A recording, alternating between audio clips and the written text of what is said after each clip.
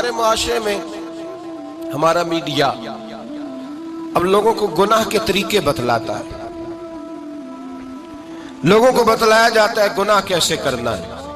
वो कसूर के अंदर एक गिरोह पकड़ा गया जो इस तरह की बदकारियां करता था। वो क्या करते थे, कैसे इंजेक्शन लेते थे, किस कोठड़ी में क्या करते थे, सब दिखाया गया, सब दिखाया जाता है, एक एक जुर्म की दास्तानें।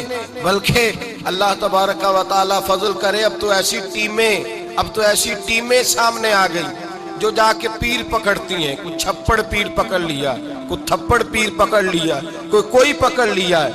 इनको ये भी तो एहसास होना चाहिए कि ये पीरी मुरीदी एक मुकद्दस शोबा है, ये रसूलुल्लाह की विरासत है। जहां तुम ये बात बयान करते हो कि ये थप्पड़ पीर मिला है, वहां ये क्यों नहीं बयान करते? एक पीर ऐसा भी है दुनिया में जो अजमेर के टिल्ले पे बैठा है और 90 लाख को कलमा पढ़ा के मुसलमान कर गया है। ये चीज तुम क्यों बयान नहीं करते? और फिर तुम पता नहीं किसको पकड़ के ले आते हो, न जाने कौन जाहिल था, अल्लाह जाने कौन था। तुम आओ मैदान के अंदर, हमारे सामने बैठो, हम तुम्हें कराची से लेकर खैबर तक लाखों खानकाहें ऐसी दिखाएंगे जहां आज भी खुदा का नाम लिया जाता है और मोहम्मद रसूलुल्लाह का दीन पढ़ाया जाता है। तुम लोगों को गुमराह करते हो, तुम लोगों को बतलाते हो कि ये सारे इस तरह के होते। वो पता नहीं कौन बदमाश था, गुंडा था, कौन बेदीन था जिसको तुमने पीर बना के लोगों के सामने रखा। हम पीर उसे मानते हैं जिसके एक हाथ में खुदा का कुरान होता है और दूसरे हाथ में मोहम्मद मुस्तफा का फरमान होता है। तो ये याद रखिएगा, याद रख। और हम कभी कमजोर नहीं पड़ते किसी जगह। हमें कुछ शख्स आकर के बतलाता है वो फलां बाबा पकड़ा गया, हम कहते हमारा नहीं है, वो जिसने पकड़ा उसी का था, उसी का था जिसने पकड़ लिया है। और जो उस पर तनकीद कर रहा है वो उसी का है। झूठ बोलते हैं लोग, झूठ बोल, बददियानती का मुजाहरा कर, जुल्म करते हैं।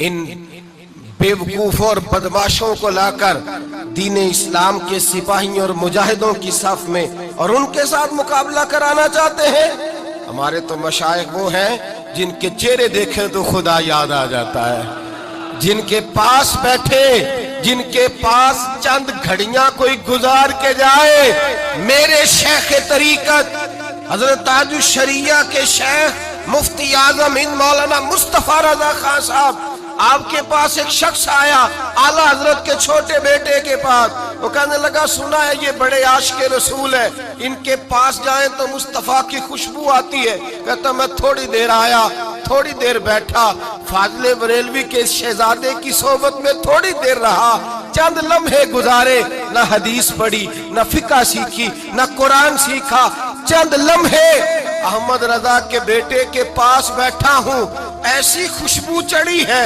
घर जाते ही जुबान पर दुरूद ही जारी रहा है। सोने लगा हूँ तो दुरूद जारी, खुशबू जारी, सलाम जारी। मेरी आंख बंद हुई है तो मुझे मदीने वाले महबूब का दीदार नसीब हो गया। नशे ही है, अपनी फोटो लगा लेना, सारा दिन उसी को देखते रहना। और बड़े बड़े सियाने बंदे जो वज़ादार हैं, बड़े वज़ादार लोग हैं, लेकिन वो भी संजीदगी के कायल नहीं, इस तरह के नशों का शिकार है। ये सारे नशे हैं जो हमने पाल लिए। हमारे सूफिया, हमारे बुजुर्ग कहते हैं कि तुम इस तरह करो, अगर सारे नशों से बचना चाहते हो तो सजदे का नशा शुरू करो, सजदे का नशा शुरू करो। ये ना इकबाल कहते हैं हो अत्तार हो, रूमी हो, राजी, आप बात को समझें, अत्तार हो, रूमी हो, राजी हो, गजाली हो, कुछ हाथ नहीं आता बे आहे सहरगाही।